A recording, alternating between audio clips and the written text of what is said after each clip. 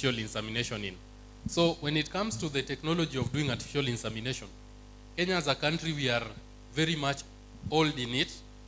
And at one moment, the government was doing it to citizens for free. So adoption was also quite high. By 1928, the Kenya Cooperative Creameries was formed.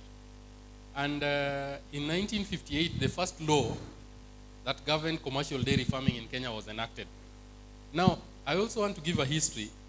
This is not documented here, but they say that when they built the Kenya-Uganda railway line, the old one, they realized that it could not make any profit, just like the SGR. So they wanted to come up with something that would make the railway line make profit. Lord Delamere and Lord Errol went to the colonial government and told them, we are going to start dairy farming in Kenya, but on condition that there'll be no other dairy farmers in the hinterland of Uganda and Tanzania, so that we can use these trains to export our milk to the hinterland as you bring things to Mombasa, because the train was supposed to take things from our natural resources to Mombasa and also carry people. But they needed some goods also to be transported inland with it. So with that, they ended up being the sole dairy farmers for some good number of years. With that, the Kenya Highlands got a head start against our East African neighbors. And so you realize that even up to now, dairy farming is more advanced in our country compared to Uganda and Tanzania. It's because there was a law that forbade them from practicing dairy farming.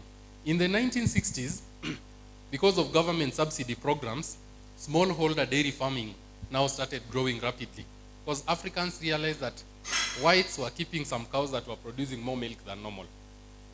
And so with it, also dairy cooperatives started growing. Now, in 1980s, for the older vets who are here, they tell us that back then they used to finish school and you get a government Land Rover with a drug box, start going around making money. In 1980s, that support program was deemed unsustainable, so the government cut it. Then in 1992, the dairy industry was liberalized, and so there were so many players that came in, Kina Brookside. Formerly, people used to sell their milk only to Brookside, to KCC. But then KCC was opened up to competition. And so local creameries came up that even here in KISII, you can set up your own creamery and process the milk. Now, some trends. Now, dairy farming contributes, livestock farming, dairy farming contributes an estimated 4% of our national GDP, 14% of agricultural GDP, and 44% of livestock GDP. And this is how important our industry is, that if we do something stronger, it will have an impact on the GDP. It sustains livelihoods of 1.8. Right now, it's more than 2 million households. I got this data from the Kenya Dairy Board website. And it is estimated that every Kenyan consumes around 110 liters of milk per year. Now, dairy industry will significantly contribute to the national Big Four agenda of food and nutritional security, manufacturing, universal health, and housing. The current total value of the AI business in Kenya is around $11 million. Converted to Kenyan shillings, this is around 1.6 billion Kenyan shillings that we are sharing as people, the players in the artificial insemination industry. And this is just because the adoption of AI in Kenya is at 18%, meaning that only 18% of farmers are doing artificial insemination. If we can increase this one to 60% of farmers in Kenya doing artificial insemination, then the industry would be worth 6 billion Kenyan shillings. That is the estimate. That if we can convince more farmers to do AI, we are the ones who are going to be richer. A friend of mine was saying that Kitambo, when you went to a village, the person who had a good house in that village was most probably a teacher. Because most people who went to work in Nairobi used not to come to build in the village kwa sababu watauawa, sindio? But the local teacher who used to teach locally is the only person who could build a house. And he had some more of an affluent lifestyle in the local village. But someone said that nowadays, if you go to a village and you see someone with a motorbike, a nice house, a nice garden, and everything, that's most probably an AI practitioner. That they're the ones making money from the villages nowadays. And this is mostly common when you go to Central and Mount Kenya region and Rift Valley region. But then statistics tell us that if we can increase the number of farmers adopting AI, because the bull is still serving 80% of our cows, we are just competing for 20% of the cows.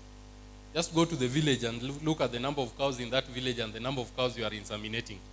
Sometimes you are told that you came, you inseminated, it didn't conceive, and the other vet you know came and inseminated. So you are fighting for the same cow to inseminate it, while there are 8 others in the same village which the owners are not inseminating. 30% of semen used in Kenya is imported. Now, I want to go to this important topic called pregnancy diagnosis in cattle. And this is important because we'll realize it's just not going to be a refresher, but we are going to learn about the different methods of doing pregnancy diagnosis. When you are doing artificial insemination to a farmer, your reputation also goes high if that cow conceives.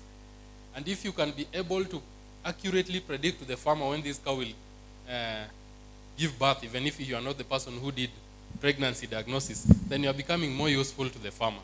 There are some targets that a farmer wants to achieve when he's running a dairy venture, and reproduction, fertility, and genetics is one of them. Now, the main purpose of doing pregnancy diagnosis in cattle is to help identify the pregnant and non-pregnant animals so that the non-pregnant animals can be rebred at the shortest time possible.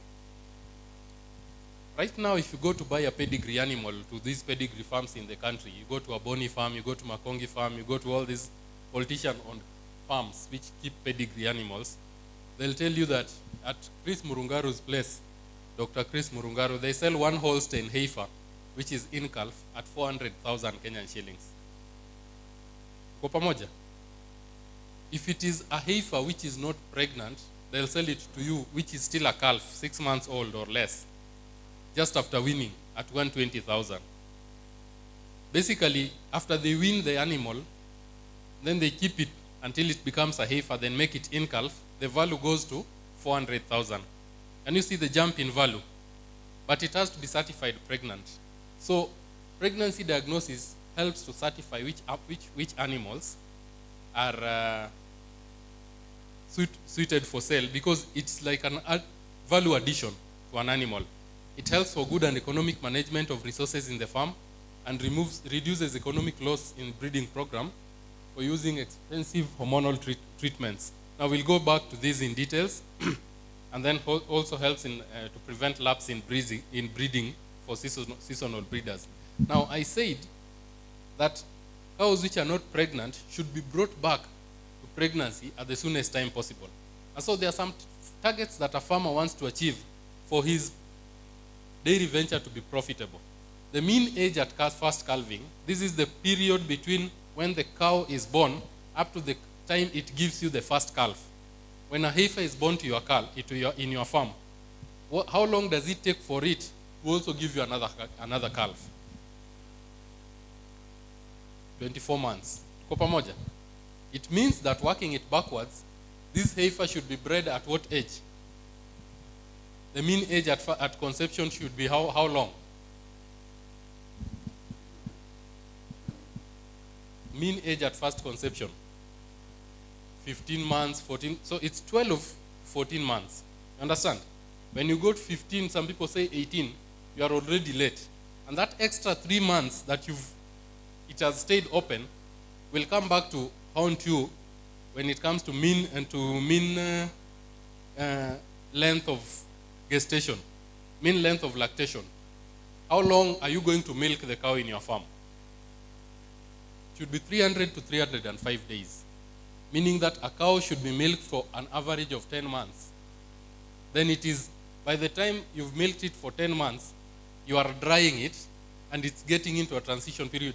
It has only, now what I call here, the mean calving to conception, not that, the mean length of dry period in days, 45 to 65 days. Basically, it should be at the 7th month of pregnancy so that you dry it for 2 months, preparing it for the next lactation. Mean intercalving interval is the period between two successful live births from the same cow. Now, why do I say two successful live births? When your cow gets pregnant today and aborts midterm, it didn't get to a successful paturation. That's not part of intercalving interval. It will not be counted. So it is the time between when your cow gives you a healthy live calf to the next time it gives you another healthy live calves. You should always, the farmer should always make sure this period is reduced to between 365 to 45 days. This is the only way the farmer can manage to achieve the 305 days in lactation. The culling rate for reproductive efficiency should be less than 1% per year in the farm. Now, methods of doing reproductive examination in cows. This is not just PD. This is reproductive examination. Because when a cow is not pregnant, you want to ascertain some things. Why is it not conceiving? Why is this cow not coming back on heat? Can you go into a cow and tell the farmer a true diagnosis that this cow has this problem that can only be solved by these drugs or that can be solved by changing this nutrition program? So what we are going to learn is a refresher on how to do reproductive examination. And if you find that this cow is pregnant, pregnancy diagnosis. How old is that pregnancy? When is the expected due date? Are they twins? Is the fetus viable? Is it alive? Is it dead? Is it deformed? You understand? And so the first method of pregnancy diagnosis is the one we are most common with, transrectal palpation. Tuko pamoja? Tuko pamoja? Yes, I want us to talk so that I know we are together. This method is the most preferred method because it just requires your skill and it is the least capital intensive. This method can be done comfortably at 3 months of pregnancy, but experienced veterinarians can do it as early as 30 days. At this stage, you can only detect 2 of the 4 cardinal signs of pregnancy.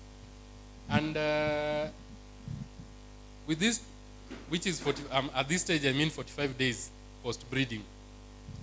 And these include chorioallantoic membrane slip and the amniotic vesicle. Now, I want to take us back to the process of fertilization. And I want you to follow me closely with this. What happens when a cow comes on heat is this. The day the cow comes on heat is the end of one cycle in the ovary.